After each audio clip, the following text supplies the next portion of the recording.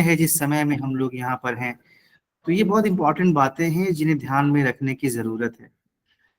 कहने का मतलब ये हुआ कि जैसे शोध पहले किया जाता था, या शोध की जो इम्पोर्टेंस थी यानी रिसर्च की, वो आज ज्यादा है, बढ़ती जा रही है पहले से ज्यादा। जिस समय में हम लोग रह रहे हैं, समय मुश्किल है, टफ है, कई मायनों में टफ है। सबसे बड़ा मुद्दा जो मुझे लगता है कि क्यों रिसर्च इम्पोर्टेंट है, और वो तो मैं ऐसे देख रहा हूँ कि उसको शुरू करने से पहले थोड़ा ये भी कहना पड़ेगा कि पढ़ना क्यों जरूरी है। आप लोगों को मेरी बात समझ में आ रही है ना? प्रॉपर हिंदी बोल रहा हूँ मैं। आई होप कि आप लोग सिर्फ गर्दन हिला दीजिए तो मैं समझ जाऊंगा कि आप लोग समझ पा रहे हैं। राइट? समझ रहे हैं सब लोग? Yes sir. ठीक है, ठीक है भाई। मैं कैसे, आप अगर आप नॉड कर देंगे तो मैं समझ जाऊंगा, या ऐसे थंब कर दीजिए तो बात समझ में आ जाएगी कि आप लोग फॉलो कर रहे हैं। मैं कह रहा था कि रिसर्च, शोध क्यों इंपॉर्टेंट है, इससे पहले ये समझना जरूरी है कि पढ़ाई क्यों इंपॉर्टेंट, क्यों पढ़ना चाहिए। और मैं अपनी बात शुरू करने के लिए एक बड़े महान एजुकेशनिस्ट हैं अपने देश के, उनका नाम है कृष्ण कुमार। उन्होंने किताब लिखी, छोटी सी किताब है, बहुत फेमस नहीं है किताब, वो लोग जानते नहीं है। हिंदी में वो किताब है, उसका नाम है पढ़ना जरा सोचना। और वो प्रति मेरे पास होती तो मैं आपको दिखाता कि उसमें क्या है। और उसमें की जो पहली लाइन है वो शुरू, मैं वहां सुना के अपनी बात को शुरू करूंगा। वो ये कहते हैं उसके अंदर कि जो पढ़ नहीं सकते, हम उनको अनपढ़ कहकर उन लोगों के लिए कोई शब्द नहीं छोड़ते जो पढ़ सकते हैं मगर पढ़ते नहीं। समझ में आई बात? हम तो जो पढ़ नहीं पाते उनको हम कह देते हैं कि अनपढ़ है, जाहिल है। वो तो उनके लिए शब्द हमने बना लिया, लेकिन जो लोग पढ़ सकते हैं, मेरे आप जैसे स्टूडेंट्स को, मगर वो पढ़ते नहीं है, तो उनको क्या कहा जाए? ये बड़ा सवाल है। इस सवाल के साथ ये बात शुरू करना, कहना मैं चाह रहा था कि रिसर्च में जो सबसे इंपॉर्टेंट चीज है वो दो है। वो एक तो ये कि आपको पढ़ाई करनी पड़ेगी, यानी हमें पढ़ना पड़ेगा और थोड़ा सोचना पड़ेगा, जिसको हम रिफ्लेक्शन कहते हैं। उसके बाद आता है रिसर्च का मुद्दा कि लिटरेचर रिव्यू कैसे किया जाए, मेथडोलॉजी क्या होगी, प्रॉब्लम फॉर्मुलेशन क्या है, बाकी जितनी भी चीजें आती हैं, मेथड्स ऑफ डेटा कलेक्शन क्या है, मेथड्स ऑफ एनालिसिस क्या है, डिस्कशन क्या है, ये सब बात की बात है।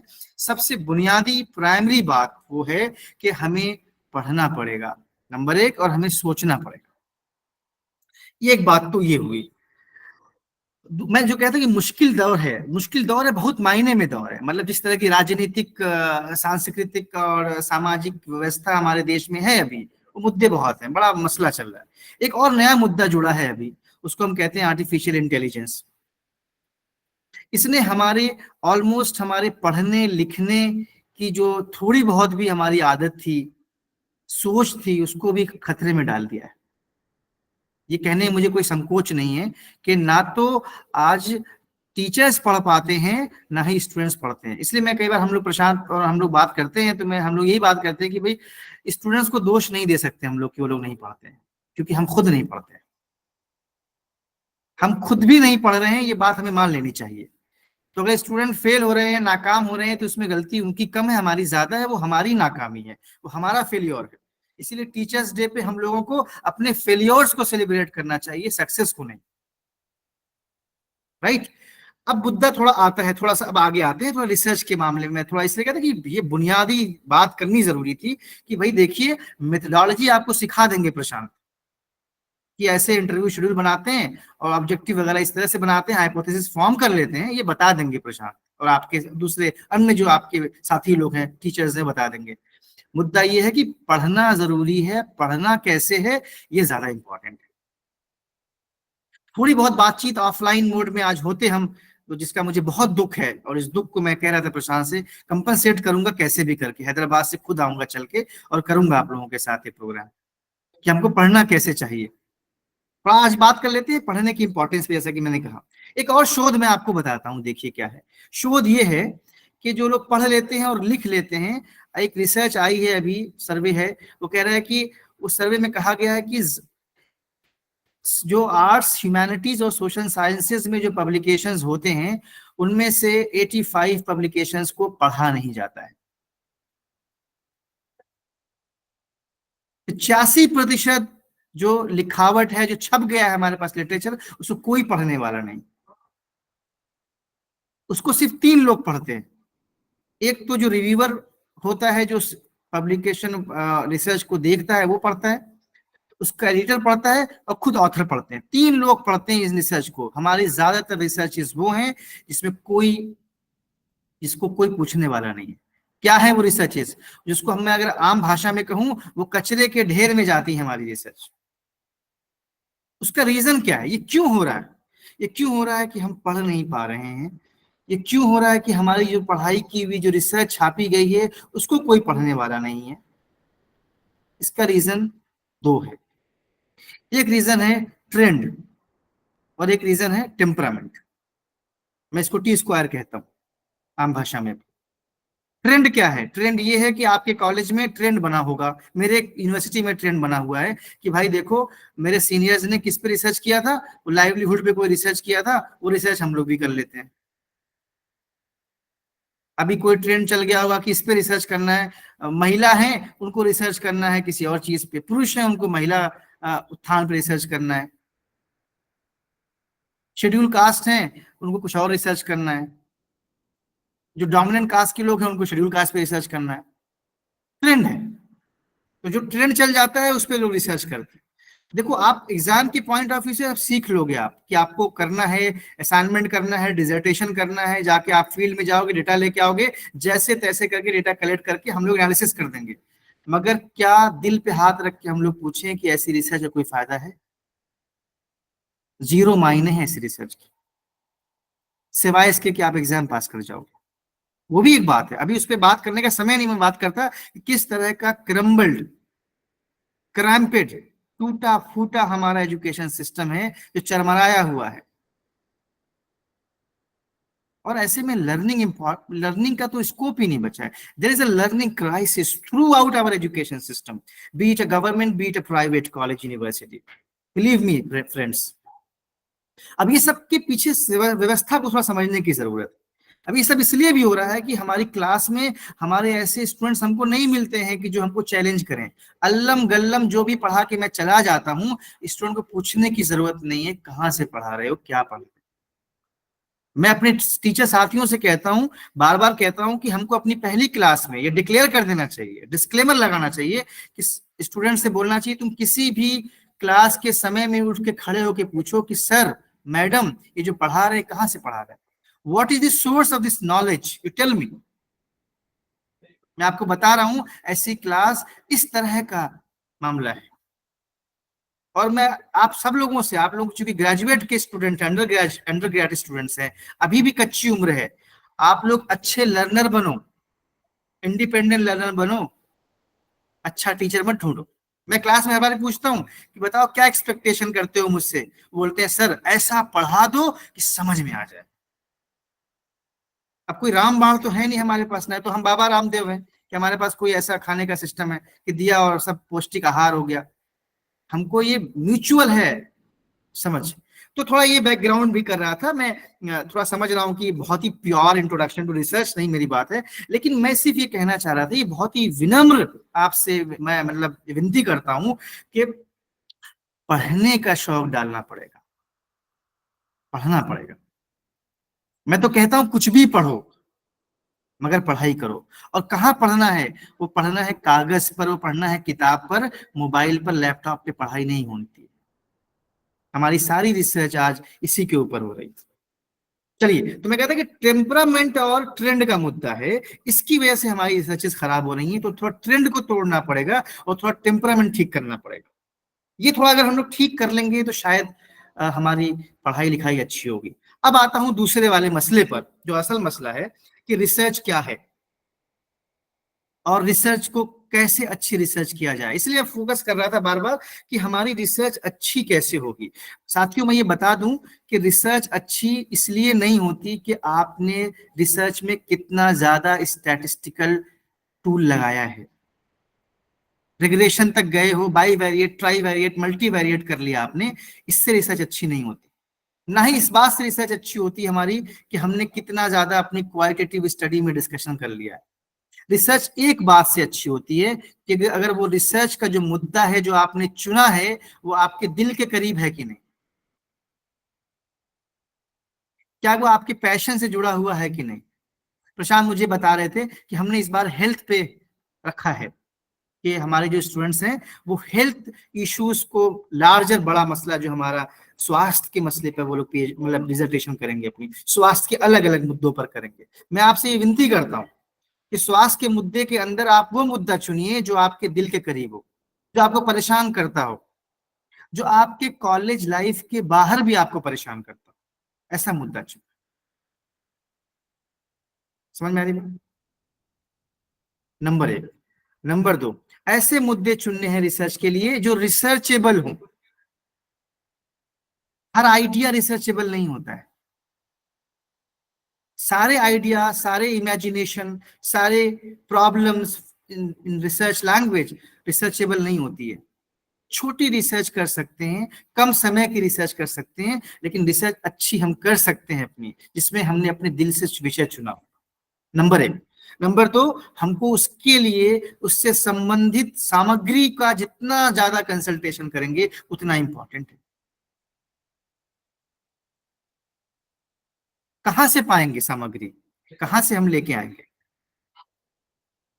क्या हम गूगल पे सर्च करेंगे कि यवतमाल में बच्चों की न्यूट्रिशन का हालत क्या है, ऐसा कुछ रिसर्च ले लेंगे? नहीं, गलत है वो ठीक नहीं है। वो रिसर्च की लैंग्वेज आप नहीं दे पाएंगे उसको, हम में से कोई नहीं दे पाएगा अगर इस तरह की रिसर्च हम लोग चुनते हैं। हमको उसके लिए दो चीज करनी पड़ेगी कि हमको कहाँ से अच्छा रिसर्च का आइडिया मिले, रिसर्चेबल आइडिया मिले, वर्केबल आइडिया मिले। हमको दो जगह तलाश करनी पड़ेगी। हमको सोशल वर्क के अच्छे जर्नल्स ढूंढने पड़ेंगे, such as Indian journal of social work, perspectives in social work. दो बंबई से निकलता है, आप ही की स्टेट से निकलते हैं जर्नल्स दोनों। कई बार बहुत लगातार नहीं निकल रहे हैं लेकिन निकल रहे हैं। आपको बाहर के जर्नल्स देखने पड़ेंगे, such as international social work एक जर्नल आता है। थोड़ा भाषा पे भी आऊंगा मैं अभी, प्रशांत से बात मैं कर रहा था, हम लोग बात कर रहे थे, थोड़ा भाषा के मुद्दे पे भी आएंगे। और हमको सोशल वर्क एजुकेशन एक जर्नल है, बहुत सारे और भी जर्नल निकल रहे हैं एशिया के अंदर, यूरोप के अंदर, मगर ये दो बेसिक जर्नल हैं, Indian journal of social work और पर्सपेक्टिव्स इन सोशल वर्क, जो निर्मला निकेतन से निकलता है और टाटा इंस्टीट्यूट से निकलता है। पहला वाला तो बहुत ही पुराना IGSW जो। नंबर दो, सोशल साइंसेस के जर्नल्स हमको ढूंढने पड़ेंगे। जैसे मैं आपको बताऊं, हेल्थ के मुद्दे पे आप लोगों को इस बार करना है, आप लोग एग्री करते हैं ना, हेल्थ का मुद्दा मिलेगा ना आप लोगों को, राइट? आप लोगों को देखिए कि हेल्थ के मुद्दे के लिए आपके लिए कौन से जर्नल्स बेहतर है, कहाँ से मिलेंगे। मैं एक जर्नल बताता हूं जहां से आपको काफी आर्टिकल्स मिल जाएंगे, वो है economic and political weekly, EPW। काफी ज्यादा आपको वहां से मिलेंगे। अब ये सब कहाँ मिलेंगे आपको? ये सब आप प्लेटफॉर्म्स है बहुत सारे ऑनलाइन, आप ढूंढ सकते हैं। एक प्लेटफॉर्म है जिसका नाम है जे स्टोर, JA।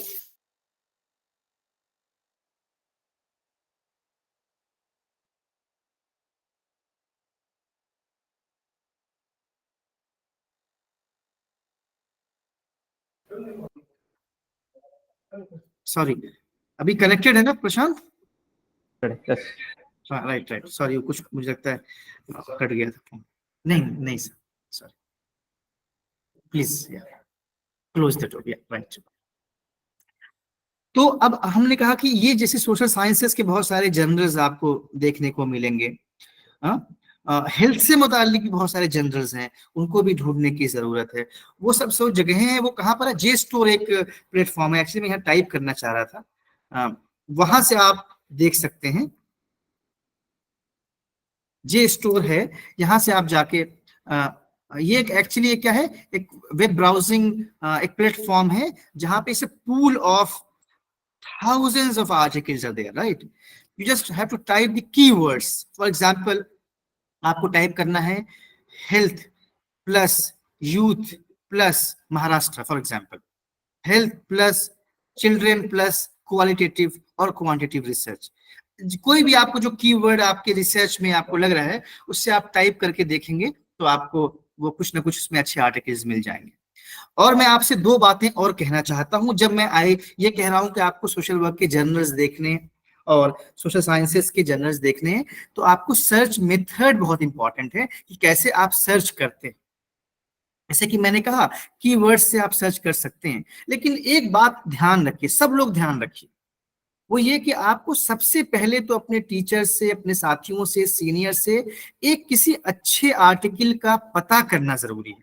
वो आर्टिकल जो कि प्राइमरी इंपिरिकल डेटाबेस आर्टिकल हो, ऐसा आर्टिकल आप ढूंढिए और उसके आप कहाँ जाएंगे, उसके रेफरेंस में जाएंगे, उसमें रेफरेंसेस दिए होंगे, वो सबसे बड़ा सोर्स है हमारे लिए, जहां से हम अच्छे, जैसे कि मैंने कहा, सिलेक्शन ऑफ रेलिवेंट सामग्री सबसे इंपॉर्टेंट है। 1 लाख आपको आर्टिकल मिल जाएंगे साथियों, हजारों हजार मिलेंगे, मगर वो सब आपके काम के नहीं। अच्छे जर्नल्स में अच्छे छपे हुए आर्टिकल्स के अच्छे रेफरेंसेस को आपको ढूंढना पड़ेगा। वो सबसे बुनियादी और आखिरी पहली सब जगह है जहां से हमको अच्छे मिल जाते हैं रिसर्च के लिए, राइट। हाँ, अभी हम क्या बात कर रहे हैं, इसका मतलब हमने कहा कि ये आपको हमको बताते हैं कि अच्छा रिसर्च कैसे किया जाएगा, रिसर्चेबल आइडिया किसको बनाया जाए। वो बाद में आपका आता है कि आप अपने ऑब्जेक्टिव्स वगैरह बनाते हैं, मगर हमको अच्छी रिसर्च करने के लिए आपको अच्छी रिसर्चेस को पढ़ना जरूरी है पहले।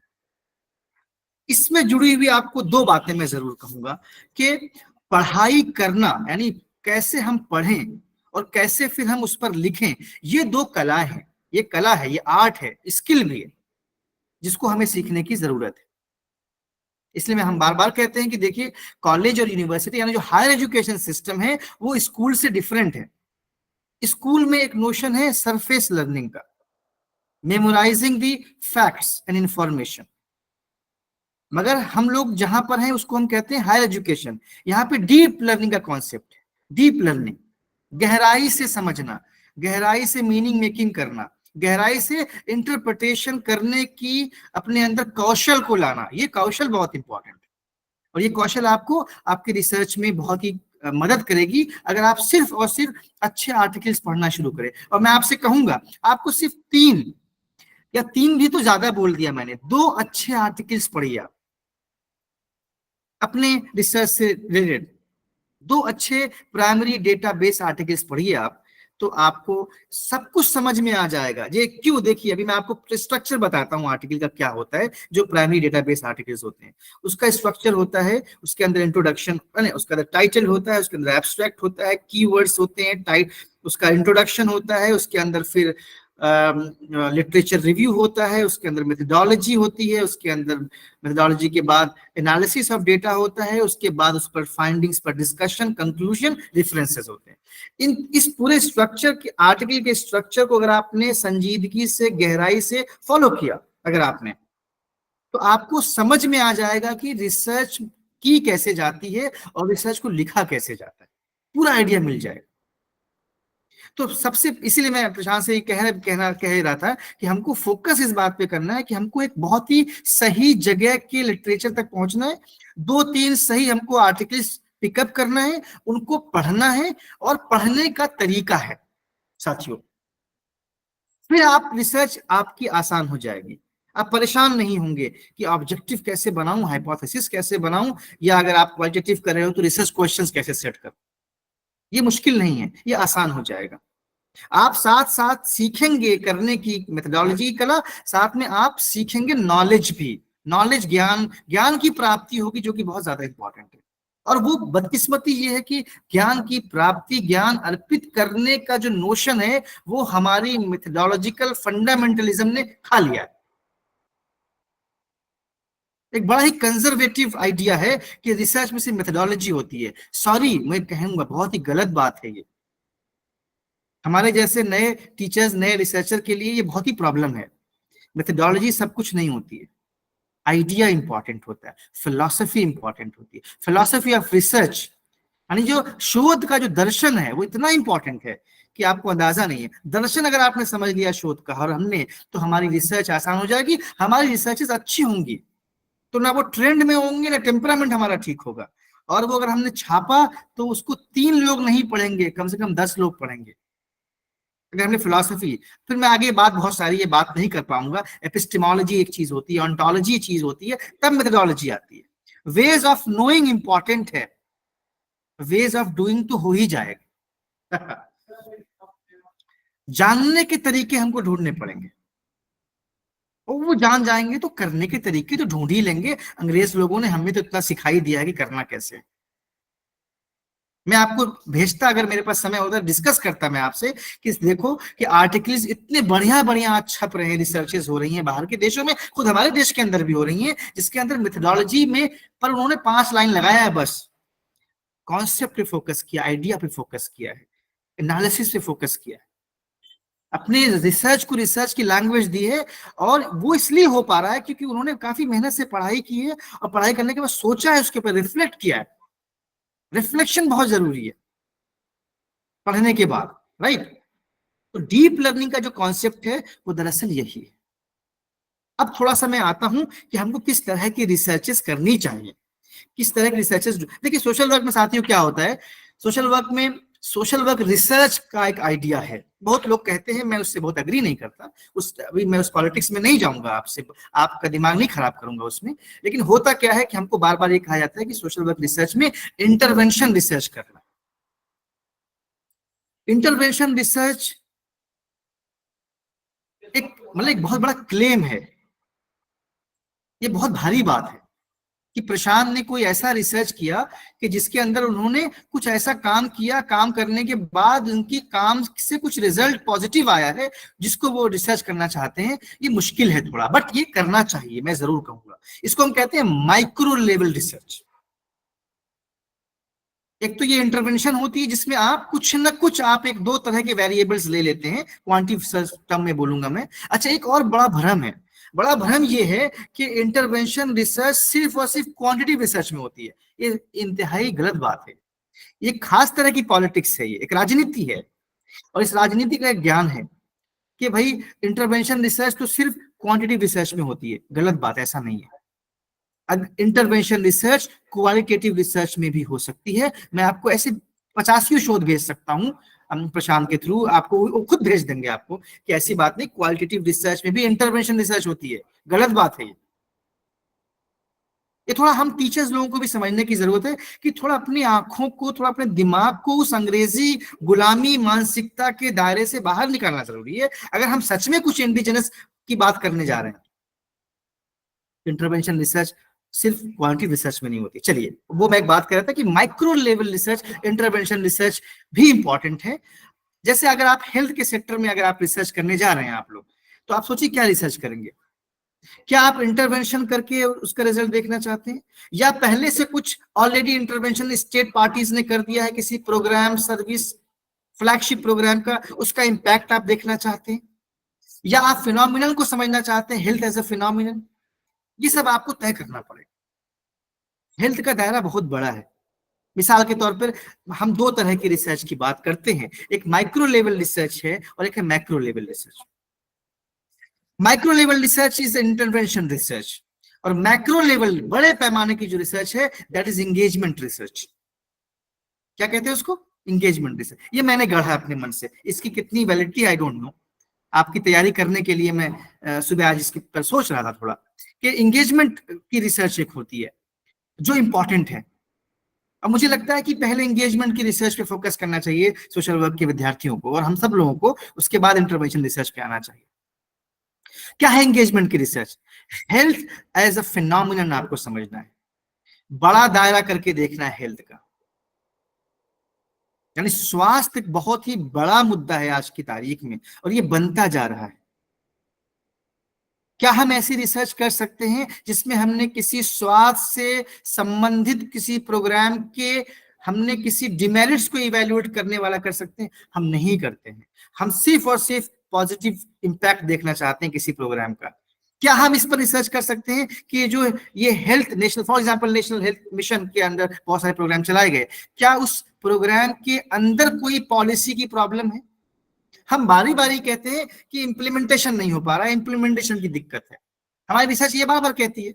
मैं आपको ऐसी बहुत सारी रिसर्च भेज सकता हूं जिसमें क्वांटिटिव भी क्वालिटेटिव भी जो हेल्थ के सेक्टर में हो रही है, और लास्ट में फाइंडिंग में पार्टिसिपेंट्स ये कह रहे हैं कि इम्प्लीमेंटेशन का मसला है। रिसर्च तो, आइडिया तो बहुत अच्छा है। क्या हम ऐसी रिसर्च कर सकते हैं कि हम हेल्थ के किसी पॉलिसी का ही पॉलिसी क्रिटिक करें?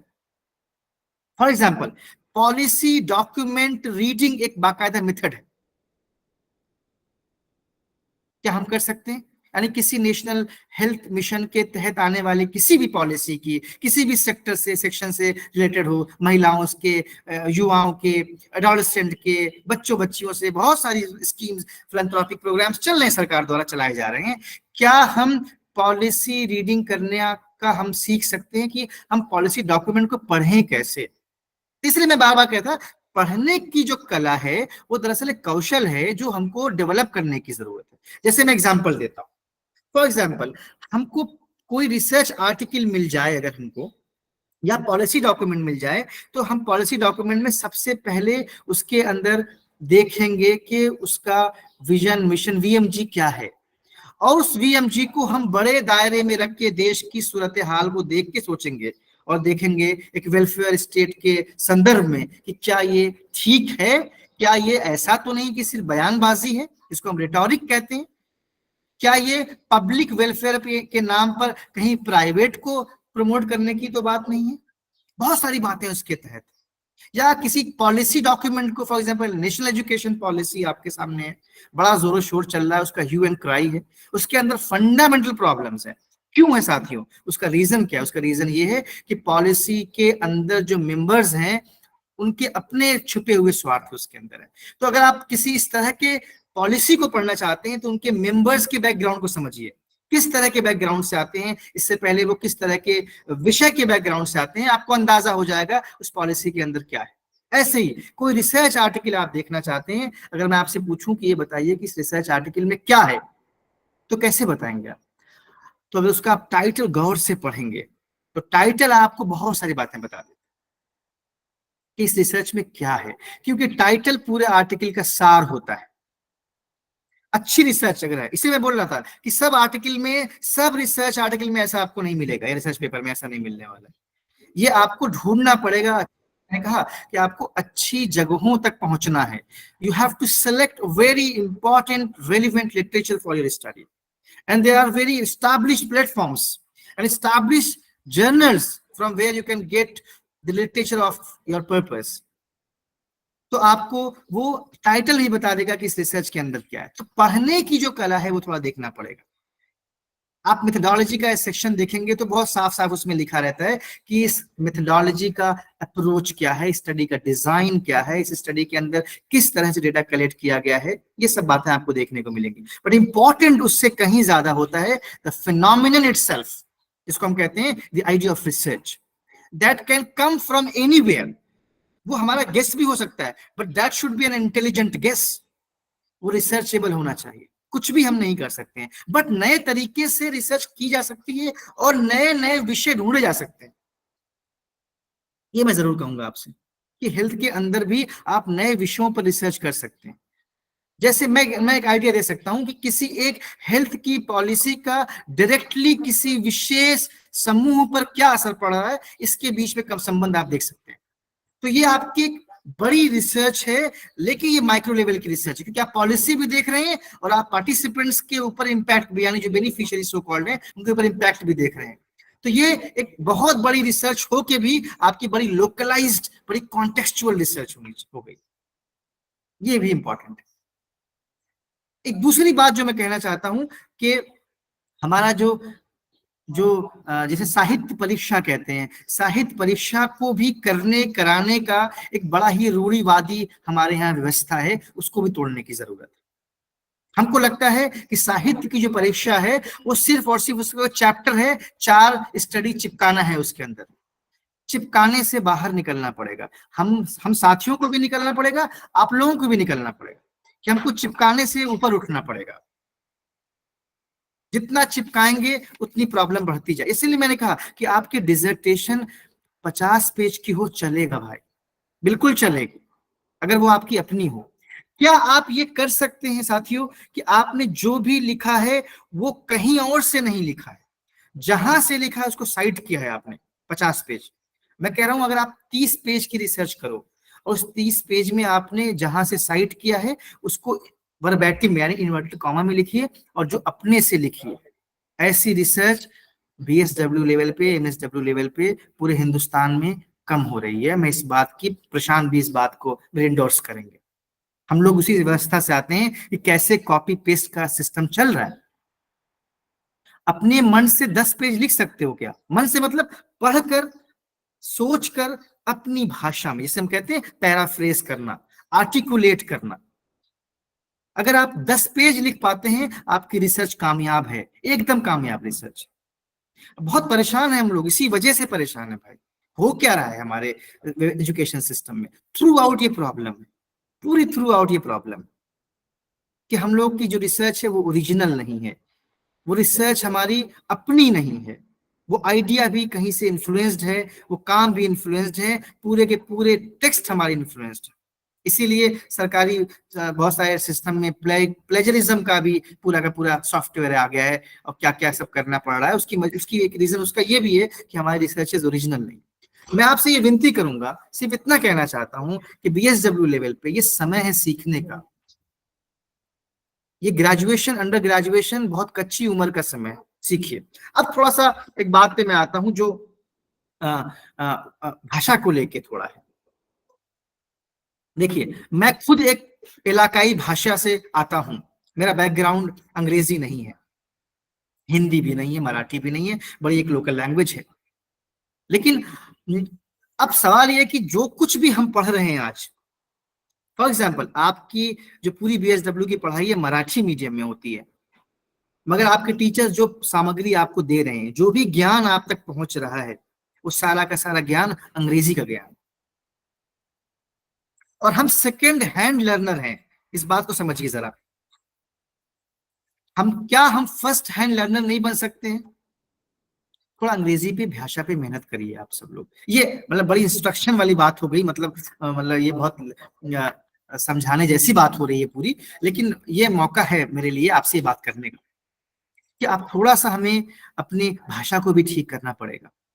जैसे मैंने आपको ईपीडब्ल्यू के आर्टिकल्स बताए, अब वो हिंदी में आ गए हैं प्रशांत। ईपीडब्ल्यू के बहुत सारे आर्टिकल्स हिंदी में आने लगे हैं अभी तो। अब उनका बाकायदा वो सिस्टम शुरू किया उन्होंने, शायद मराठी भी, पता नहीं, कुछ तो है, शुरू कर रहे हैं वो लोग। हमको अच्छा लिटरेचर ओरिजिनल भाषा में ही मिलेगा, ये बात समझिए। या आपके साथी प्रशांत जैसे लोग जो हैं, कुछ अच्छी किताबों का, अच्छे आर्टिकल्स का ट्रांसलेशन मराठी में कर देंगे, तो आपको, लेकिन आपको थोड़ा भाषा पे जोर देना पड़ेगा। भाषा बहुत तरह से सीखने की जरूरत है। मैं सिर्फ एम्प्लॉयबिलिटी के लिए नहीं बोल रहा हूँ, नौकरी के लिए, भाषा सीखने के लिए भी, यानी आपको ज्ञान अर्पित करने के लिए भी अंग्रेजी बहुत इंपॉर्टेंट है आज। इसलिए अंग्रेजी को थोड़ा अपने साथ रखिए। उससे दुश्मनी करके कुछ भी नहीं होने वाला है, और उससे दूर भाग के भी कुछ नहीं होने वाला है। वो तो, उससे ना दुश्मनी अच्छी ना आपकी दोस्ती अच्छी, इसलिए कर ही लो दोस्ती उनसे, ये जरूरी है। तो थोड़ा इस तरह से आपको अच्छे आर्टिकल्स मिलेंगे, अच्छी जगह तक पहुंचेंगे आप। तो मैं सिर्फ ये सब नहीं बताऊंगा, प्लेटफॉर्म बहुत सारे हैं, कब कुछ कर रहे हैं, लेकिन आपको 2 आर्टिकल अपने रिसर्च से संबंधित, सही सही अच्छे 2 आर्टिकल ढूंढ के उनको पढ़िए।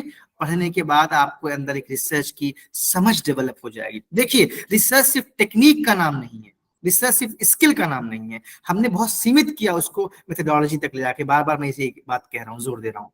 रिसर्च सिर्फ स्किल का नाम नहीं है, रिसर्च ज्ञान का नाम है, दर्शन का नाम है, सीखने का नाम है, रिफ्लेक्शन का नाम है, डीप लर्निंग का नाम है। ये किया जा सकता है। ये हमको एग्जाम पास करने के साथ साथ हम एक अच्छे लर्नर बन सकते हैं। इन दोनों में हमको एक बैलेंस करना पड़ेगा। मैं अपने स्टूडेंट से बार बार यही कहता हूँ, प्रशांत भी कहते हैं, हम लोग बात करते हैं कि यार हमको इसी के बीच में कुछ रास्ता ढूंढना पड़ेगा, कुछ मध्यम वर्ग तो ढूंढना ही पड़ेगा। नहीं तो एग्जाम तो पास करने का एक रूटीन मैकेनाइज सिस्टम है, रट के पास कर लो, हो जाएगा, कहानी खत्म हो जाएगी। लेकिन क्या आपने, हम रिसर्च को डिफेंड करने के लिए हम पोजीशन में तब आएंगे जब हम अपने हर स्टेप पर हम क्लियर होंगे, हमने मेहनत खर्च की होगी, हमने आइडिया पर मेहनत खर्च की होगी। इसको प्रॉब्लम फॉर्मुलेशन कहते हैं। बड़ा आसान सा टाइटल तक हम उसको सीमित कर देते हैं। टाइटल से प्रॉब्लम फॉर्मुलेशन नहीं होता है, प्रॉब्लम फॉर्मुलेशन तो लगातार चलता रहता है। रिसर्च का आइडिया होता है प्रॉब्लम फॉर्मुलेशन। बस 73 मिनट्स, 10 बजे तक, बस 10 मिनट में।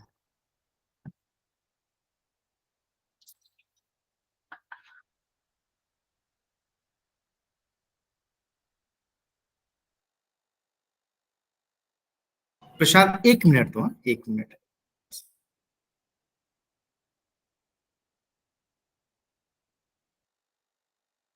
तत्पूर्वी सगळ्यांना सूचना आहे की ज्याला कोणाला या संदर्भातले प्रश्न असतील तर चॅट बॉक्स मध्ये टाका अथवा अनम्यूट करून देखील तुम्ही प्रश्न विचारू शकता. मराठीमध्ये विचारू शकता, ट्रान्सलेट करून आपण त्यांना हिंदीत विचारूयात. ठीक आहे. कोणाला काही प्रश्न असतील आतापर्यंत कोणाला काही समजलेलं नसेल ते देखील आपण या शेवटच्या आता प्रश्न उत्तराच्या तासामध्ये आपण त्यांना विचारूयात.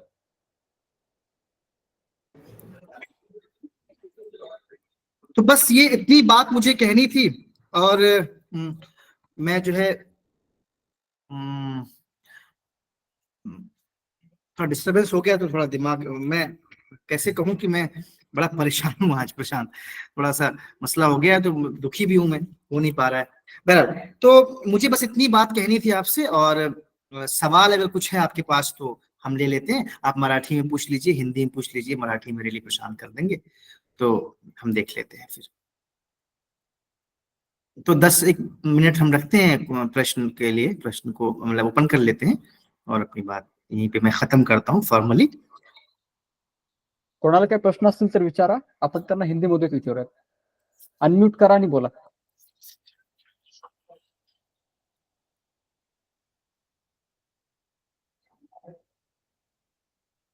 वैष्णवी, सचिन, पृथ्वीराज, इतने लोग तो हैं, सचिन है, विक्रांत है जी। सचिन बताइए। रिसर्च के कितने प्रकार हैं? निशा कुछ कह रही हैं आप, बताइए। सर रिसर्च के कितने प्रकार हैं? प्रकार मतलब types of research. Types sir. अच्छा, आप रिसर्च के मतलब डोमेन अप्रोच के एतबार से बोल रहे हैं? वो प्रशांत वो उस तरह का सवाल है यानी Yes, sir. क्या मुझे क्वालिटेटिव क्वांटिटेटिव का बताने का बोल रहे हैं? क्वालिटेटिव और क्वांटिटेटिव इस बारे में आप बता सकते हैं मतलब इनको। देखिए मैं क्या कह रहा था कि रिसर्च के प्रकार, कई बार क्या होता है कोई भी जो रिसर्च का आइडिया है उसको हम किसी भी प्रकार में ले आ सकते हैं। बुनियादी तौर पे हमारी जो रिसर्च का जो ट्रेंड है उसके अंदर जो अप्रोचेस हैं उसमें हम क्वालिटेटिव और क्वांटिटेटिव अप्रोच होती है, ठीक है। बेसिक 2 अप्रोचेस होती हैं।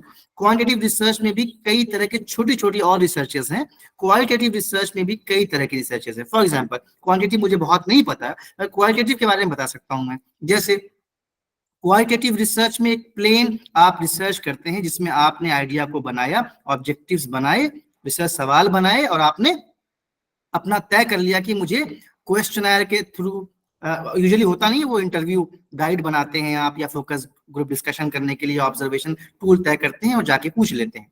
That is a basic fundamental qualitative research. Qualitative research में और भी तरह की रिसर्चेस होती है, जैसे इथनोग्राफिक रिसर्च होती है जिसके अंदर आप परमानेंटली पार्टिसिपेंट बन जाते हैं, इनसाइडर, और वहां पे जाके उस जगह पे रुक के रिसर्च करते हैं। फिनोमेनोलॉजिकल रिसर्च होती है इसमें आप फिनोमेना पे काफी बहस करते हैं और तब आपको रिसर्च की सैम्पलिंग इंपॉर्टेंट नहीं होती है, फिनोमेना इंपॉर्टेंट हो जाता है। यानी एक इंसान पर भी रिसर्च हो सकती है, राइट। इंटरप्रेटेटिव रिसर्च होती है बहुत सारी, कई तरह के इस तरह से एंथ्रोपोलॉजिकल रिसर्च हैं, डोमेन्स बहुत सारे हैं। बट बेसिकली क्वालिटेटिव रिसर्च जो होती है उसके अंदर जो सबसे इंपॉर्टेंट चीज होती है वो होती है रिसर्च का फिनोमिनन, उस पर हम बातचीत करते हैं। जो क्वालिटेटिव रिसर्च होती है उसके अंदर रिसर्च के फिनोमिनन से ज्यादा हमको रिलायबिलिटी, साइंटिफिसिटी की वजह से हमको दूसरे एस्पेक्ट देखने पड़ते हैं कि ये रिसर्च कहीं हम और रेप्लिकेबल बना सकते हैं कि नहीं। तो बेसिकली 2 तरह के अप्रोचेस हैं, क्वालिटेटिव और क्वांटिटेटिव रिसर्च, और उसके अंदर बहुत सारी। अब देखिए सोशल साइंसेज में भी हिस्टोरिकल रिसर्च होती हैं, केस स्टडीज रिसर्च होती हैं, बहुत तरह की रिसर्चेस होती हैं। बट बुनियादी तौर पर 2 फंडामेंटल अगर डिफरेंस है वो है क्वालिटेटिव और क्वांटिटेटिव रिसर्च का। ठीक है निशा, आपको देखना पड़ेगा कि आप कौन सी रिसर्च में ज्यादा इंटरेस्टेड हैं। वो इसलिए मैं कहता कि देखिए ये तय करना बहुत जरूरी है कि मुझे कौन सी रिसर्च करनी है, मैं किसमें कंफर्टेबल हूं। आधी से ज्यादा रिसर्चेस हमारी हमारे सुपरवाइजर की वजह से होती हैं। अच्छा, किसी ने सवाल पूछा है प्रोसेस ऑफ रिसर्च ना, वो रिसर्च का प्रोसेस क्या है। देखिए वो अभी आप लोग आगे बात करेंगे, अभी आपको सेशंस होंगे, बहुत सिंपल मामला है उसमें। देखिए सबसे पहली बात तो ये होती है कि इसमें कोई एक बहुत ही स्टैब्लिश प्रोसेस नहीं होता है, बट होता भी है, मैं बता देता हूँ। फॉर एग्जांपल आप शुरू करते हैं आइडिया के फॉर्मुलेशन से, हम कहते हैं प्रॉब्लम फॉर्मुलेशन। हेल्थ पर आपको हेल्थ के किस इश्यू पर रिसर्च आप करना चाहते हैं और किस ग्रुप के साथ करना चाहते हैं। क्या आप इशू बेस्ड रिसर्च करना चाहते हैं, ग्रुप बेस्ड रिसर्च करना चाहते हैं, उससे आपका आइडिया जनरेट होता है, इसे हम कहते हैं प्रॉब्लम फॉर्मुलेशन। उसमें आप अपने टाइटल तय करते हैं और आप मेजर ये तय करते हैं कि मुझे किस तरह के क्या करना है इस रिसर्च में। तो हम उसमें कई बार objectives research questions, qualitative research है या फिर क्वांटिटेटिव रिसर्च है, तो हम ऑब्जेक्टिव्स और हाइपोथेसिस रखते हैं, अपनी बनाते हैं। तो आपकी शुरुआत यहां से होती है आइडिया फॉर्मुलेशन, जिसमें आप अपने ऑब्जेक्टिव्स और हाइपोथेसिस तय करते हैं। ठीक है, तो आपने प्रॉब्लम फॉर्मुलेशन में ये सारी चीजें आती हैं कि आपने तय किया कि मुझे इस चीज का इंपैक्ट देखना है। I have to understand, examine, अलग अलग शब्द आप यूज कर सकते हैं। तो आप सबसे पहले प्रॉब्लम फॉर्मुलेशन आता है, जिसमें आप अपने विषय को बांटते हैं और विषय में करना क्या चाहते हैं ये आप देखते हैं। तो प्रॉब्लम फॉर्मुलेशन से शुरुआत होती है इसकी।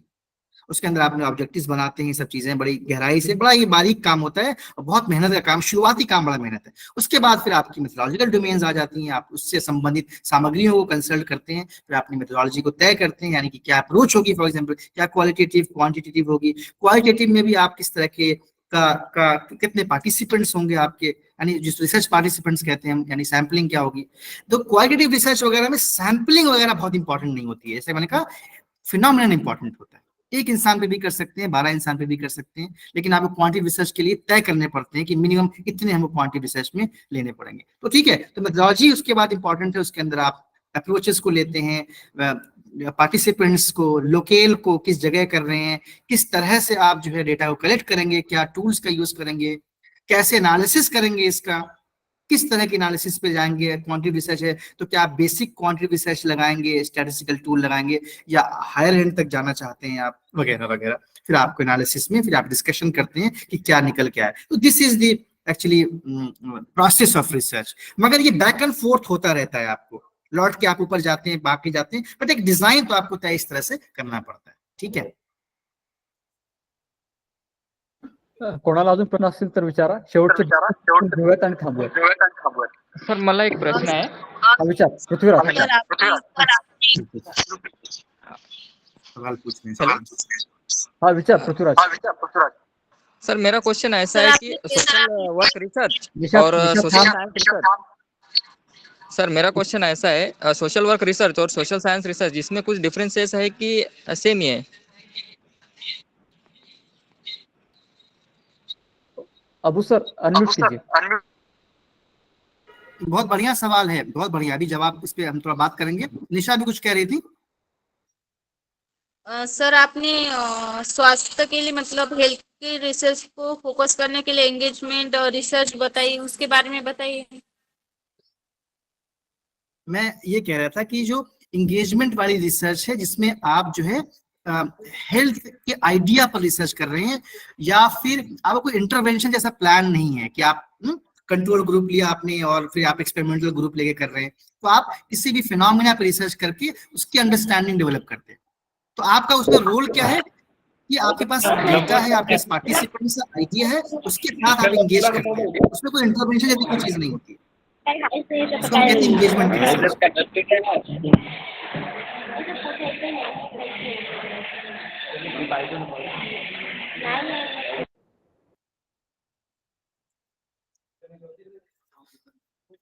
सर समझ गए? तो बात समझ में आ रही है निशा?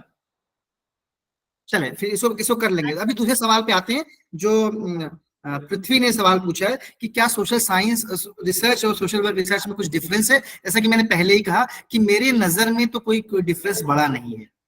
एक हद तक तो सोशल साइंस रिसर्च और सोशल वर्क रिसर्च एक ही है। सिर्फ फर्क इतना है कि जो सोशल वर्क रिसर्च होती है that is a micro level intervention research, जिसमें आप दो तरह के ग्रुप्स को लेके एक जगह आप कुछ इंटरवेंशन करते हैं, कर उसका रिजल्ट देखते हैं और कंपैरिजन ड्रॉ करते हैं और कहते हैं कि before it was the case, now after my intervention this is the case. So intervention research जहां पे है, चाहे वो क्वालिटेटिव हो चाहे क्वांटिटेटिव हो, वो सोशल वर्क रिसर्च कहलाएगी। लेकिन वो सोशल वर्क रिसर्च का अलग से कोई मेथड नहीं है, अलग से कोई डिसिप्लिन डोमेन नहीं है, ये बात समझिए आप। वो 85% वो सोशल साइंस रिसर्च होती है, 15% अगर आपने इंटरवेंशन किया तो वो आपकी सोशल वर्क रिसर्च कहलाए। प्रशांत यहीं पे रोकना पड़ेगा हमें, ठीक है। सॉरी, थैंक यू अगर प्रशांत। अगले कुछ सेशन रहेंगे तो कुछ क्वेश्चंस रहेंगे तो आप हमें 100% सर का मैं नंबर दे देता हूँ, या आप मुझे पूछ नहीं। सकते हैं, मैं उनको डिलीवर कर रहा हूँ। तो thank you so much sir. Sir ने आज रिसर्च के बारे में बहुत कम समय में बहुत ज्यादा बातें बताई, और बहुत ही ये बातें मायने रखती है। सबसे पहले बात सर ने रखी जो पढ़ना क्यों है, कैसे है, ठीक है, और जो रिसोर्सेज जो है हमें क्यों मायने रखते हैं पढ़ने के लिए, और ऑथेंटिक रिसोर्सेज इस व्हाट्सएप यूनिवर्सिटी के दौर में, और इस अलग ही दौर में, मैं अलग दौर को थोड़ा कोट कर रहा हूँ, तो हमें सबसे सोशल वर्क ट्रेनिंग को ज्यादा रिस्पॉन्सिबिलिटी है कि हम एक फैसिलिटेटर बन के, एक दुआ बनकर, दुआ मतलब एक द्योतक बनकर हम कैसे अपना रिसर्च करें, और हम कम्युनिटी की तरफ कैसे जाए, और सबसे पहले हम भी एक कम्युनिटी का पार्ट है ये जानकर सबसे पहले खुद के ऊपर काम करें, और फिर ज्यादा से ज्यादा फिर इसका इम्प्लीमेंटेशन जो है, जब हम प्रैक्टिशनर्स बन के जब उतर पाएंगे तब हम इसका काम करेंगे। मैं ज्यादा समय यहाँ पे ना लेते हुए मैं यहाँ पे अबू सर का मैं यहाँ पे शुक्रिया अदा करना चाहता हूँ कि उन्होंने अपने व्यस्तता के इसमें भी अपने इसमें ऑनलाइन इसमें अपने लेक्चर रखा, और स्टूडेंट्स के साथ आखिरी बात प्रशांत, बस आखिरी बात बोलूंगा सब साथियों के लिए कि रिसर्च पहले अपने लिए की जाती है, खुद को बदलने की रिसर्च पे हम लोग कब करेंगे, वो रिसर्च बहुत इंपॉर्टेंट है। क्या मेरे अंदर बदलाव इस रिसर्च से आ रहा है कि नहीं, फिर बाद में रिसर्च का दूसरा काम है बड़ा बदलाव, वो एक अलग बात है। तो न अपने अंदर बदलाव आ रहा है न समाज में बदलाव आ रहा है, तो कौन सी रिसर्च हम लोग कर रहे हैं, इससे थोड़ा सोचना पड़ेगा इसके ऊपर। Thank you very much. Thank you sir, thank you so much. और मैं सिर्फ यही कहना चाहता हूँ कि रिसर्च करते वक्त सफर में धूप तो होगी, जो चल सके तो चलो, सभी है भीड़ में, तुम भी निकल सको तो चलो। निदा भोसले की एक मैं नज्म यहाँ पे कहना चाहता हूँ। ये कहते हुए मैं यहाँ का आज का सेशन में you made my day, you made my day Prashant, वाह, खत्म कर देता हूँ यहाँ पे आज का बहुत सेशन। बढ़िया, चलिए मिलते हैं, चलिए thank you so very much much, sir, thank you thank you so Prashant, much. Thank you साथियों, मिलेंगे फिर, थँक यू। सगळ्यांनी आपली अटेंडन्स इथे लावायचे, ऑनलाईन अटेंडन्स लावायचे, आणि पुढचं सेशन आपलं आज 11 वाजता असेल, पुढची सूचना मिळेलच तुम्हाला, ठीक आहे, चला थँक्यू सो मच.